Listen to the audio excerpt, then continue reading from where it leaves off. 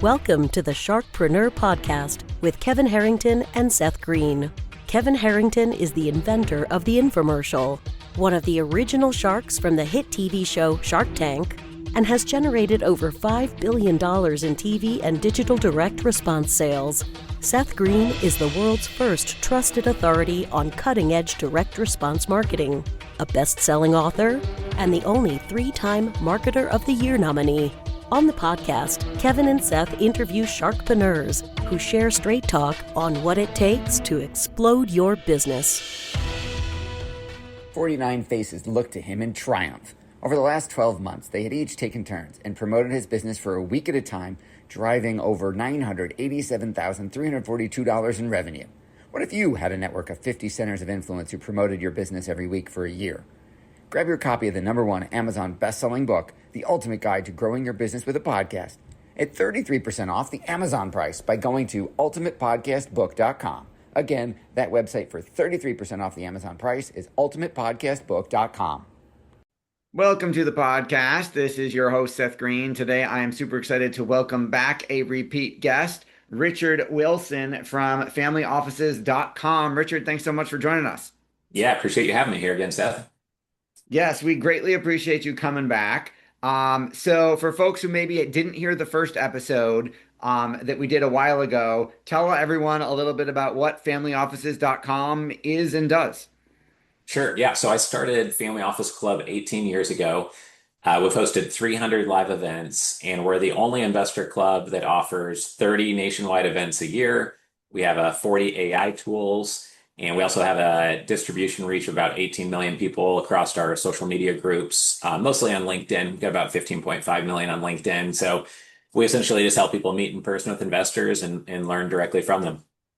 That is what an incredible reach. You've obviously done a phenomenal job building that. I know there's different groups that participate in your programs. Talk a little bit about the different ways in the door. Sure. Yeah. So we have about 10,000 registered investors that come to our events. And when you come to one of our investor summits, which we do 5 times a year, then we have 25 masterminds. At the summits, you're hearing 70% from investors on stage.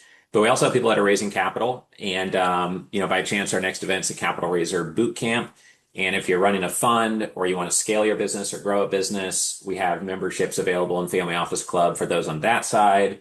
But I think most important to emphasize that's most commonly mistaken is that some people ask themselves, am I raising capital right now? Am I not? But the most powerful thing you can do in business is be in close proximity of super successful entrepreneurs and other founders. And it's going to elevate your thinking, Absolutely. Got to be in the right room to get inspired to want to move up to that next level. So you have worked with tens of thousands, not just of family offices, but other professionals like financial advisors, accountants, attorneys. What are some of the biggest mistakes you see them making? Yeah, I would say the biggest mistake is to pitch without adding value first. The more successful you are, the more that you just get pitched everywhere nonstop, and everyone's just looking to take. But when someone adds value, makes an introduction, helps you get a client, points out a deal structure you could use, points out a way you could grow your business, and they're generous, it just communicates that, one, they have a abundant mindset. 2, they're not so desperate to close you that they're looking to randomly close you with no trust or context built around it. And the trust and the context matters more than the bullet points on your one pager. It matters more than your price. It's all about building the trust. And so that's a big mistake for anyone raising capital or pitching services. Okay, so raising capital side, company looking for funding, pitching services, that'd be like some of the professionals who listen to this podcast. You're talking about them trying to pitch their services to potential clients. Right, correct. Yeah. And, when I interviewed Tony Robbins for my billionaires.com platform, one of the top 4 things that made him a billionaire is just by being and leveraging the power of proximity and being in the right network. He made $400 million off of one transaction, and that was just being around the right people.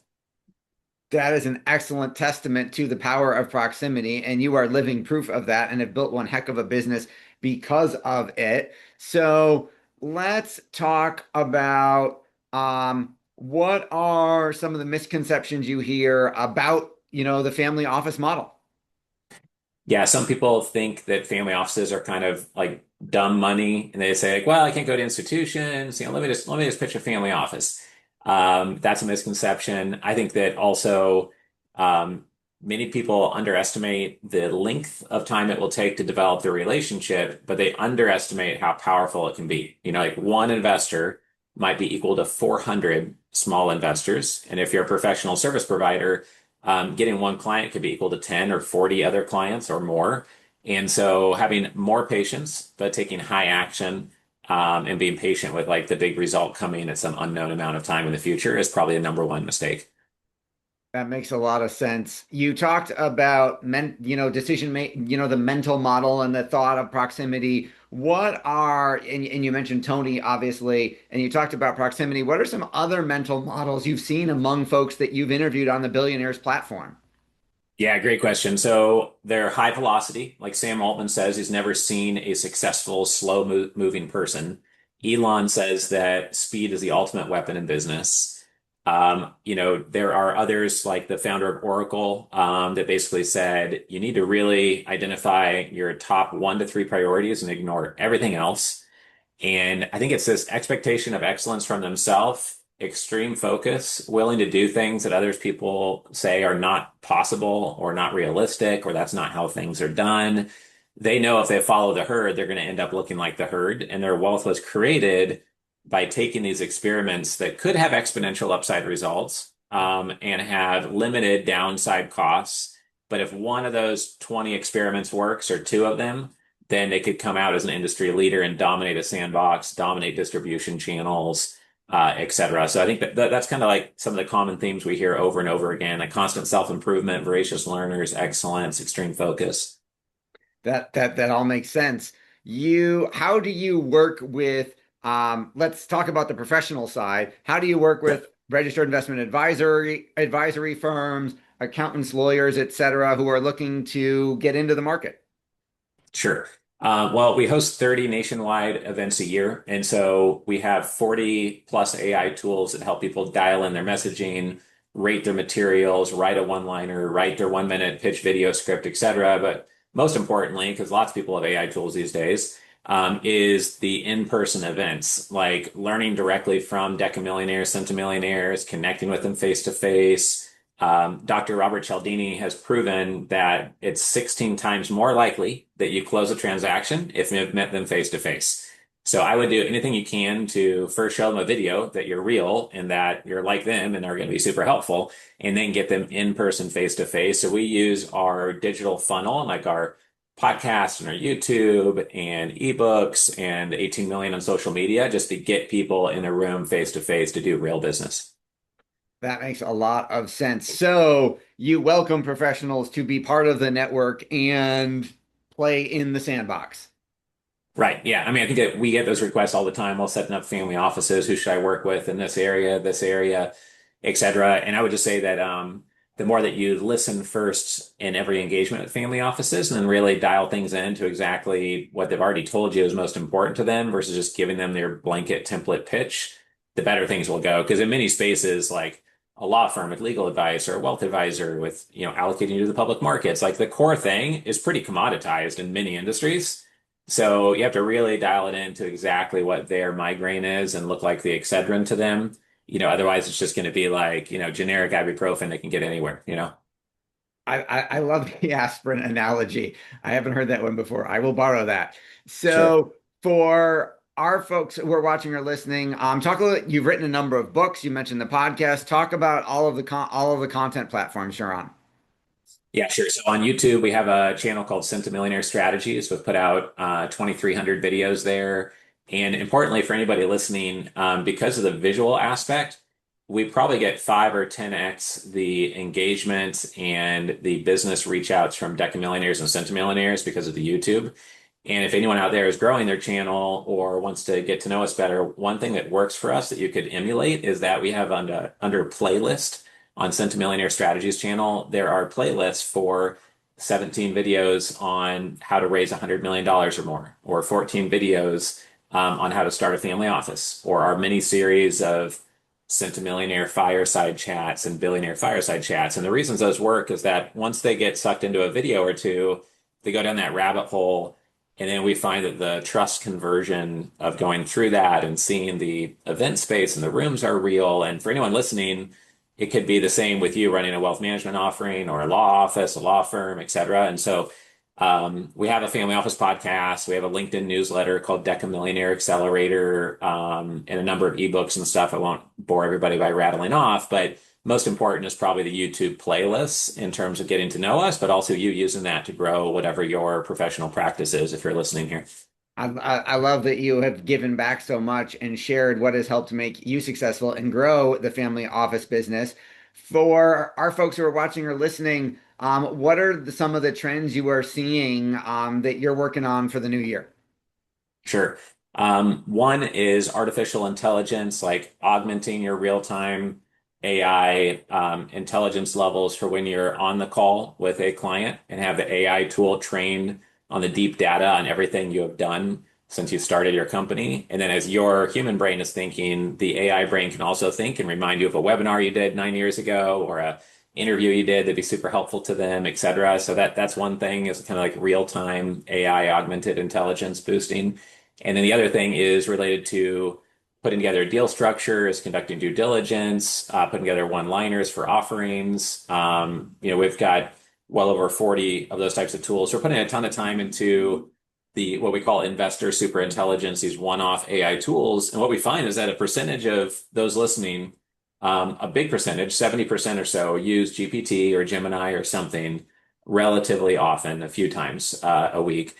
Some of you are power users. Very few have built out or found niche tools that are built just for you as a lawyer or accountant that go super deep. So I'd encourage you to build out your own tool sets. And I'd be happy to share what we've done if people are curious, because I think you'd probably find it helpful. But then also, the best way to learn from others is to see what they've done and then emulate that within your own sub niche. Versus sometimes you listen to someone and it's very clearly just a hard sales pitch. And it's like, are they really doing that in their business? And that's kind of like the ultimate credibility point. And then the other thing I would encourage people to think about is like, if you're going to pitch your wealth management service or raise capital, whatever it is, and you meet with somebody, you have to think, does this person already trust and like me? Do they already know my industry, or is my space confusing? Like, what is my value add? How does it work? And are they local to me or the opportunity?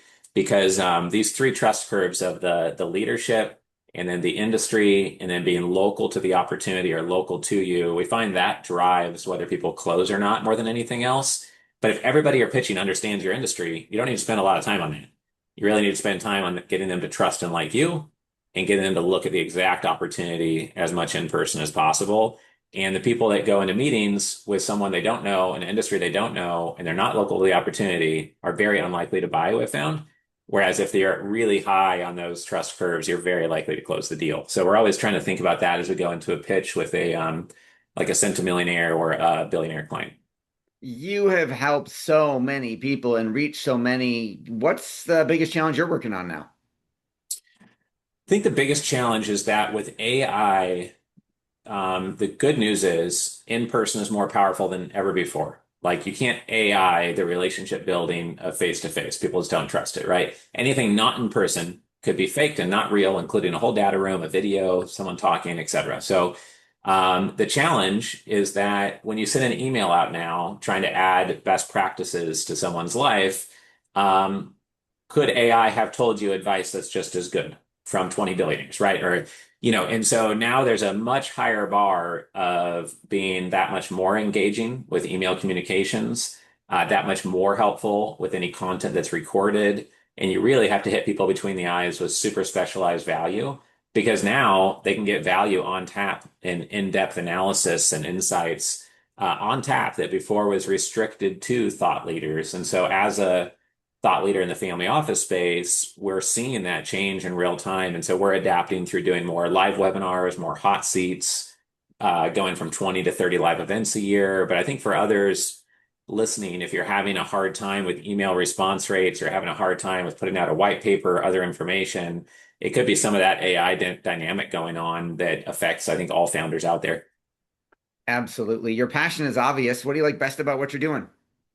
I think what I like best is being able to bring like my daughters to the events with me. Like I just brought my 13-year-old to my 800 person event last week. We had like 125 speakers on stage. You got to hear from, billionaire Grant Cardone and a shark from Shark Tank and a bunch of NBA, NFL pro athletes and stuff. And like telling your kids what you do versus them seeing it and then meeting people is probably like one of the coolest things I've been doing lately, just trying to bring the kids with me. And then the other thing is probably that selfishly, just like you doing this podcast, like you can ask me whatever you want. I had no idea what you're going to ask. We've known each other for like half a decade, so I didn't care.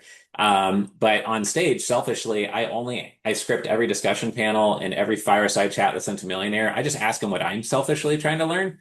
And then it makes Richard smarter and you're making Seth smarter, but you do it in a way that makes it so everyone listening obviously benefits. And then you're serving yourself in a way that serves other people. And it's just really cool when you can do that with a podcast or live events. And then it keeps your self-interest and it's more likely to add massive value because a cubicle jockey at Bloomberg or Goldman Sachs is going to change jobs or just not be that passionate about it, right? And you're going to make sure you have like good guests and that you edit something out that wasn't good. And, I think that's what kind of makes it fun for us competing against big, billion-dollar balance sheet competitors in some cases. Awesome. Well, we know your time's incredibly valuable. We greatly appreciate you coming back and spending some more of it with us. For our folks watching and listening, where is the best place for us to send them to learn more? I just go over to familyoffices.com to learn more about the Family Office Club. I hope to see a bunch of you at the Capital Raiser Bootcamp in January. And just reach out if you need feedback on something. It's just richard@familyoffices.com. And we give away 3 of our AI tools for free. If you want to play around with those, happy to send those over as well. All right. Thanks so much. This has been Seth Greene with Richard Wilson from familyoffices.com. Thank you, everybody, for watching or listening. We will talk to you or see you next time. Why do so many businesses struggle while others seem to explode overnight? Do you wish you had the secret to this type of exponential growth? Now, I've scaled more than 20 businesses to over $100 million, and it's not just luck. In my new book with Mark Tim, Mentor to Millions, you'll learn the repeatable framework I use in all my business ventures for massive success. Order at kevinmentor.com and get over $1,000 in bonuses. Head to kevinmentor.com.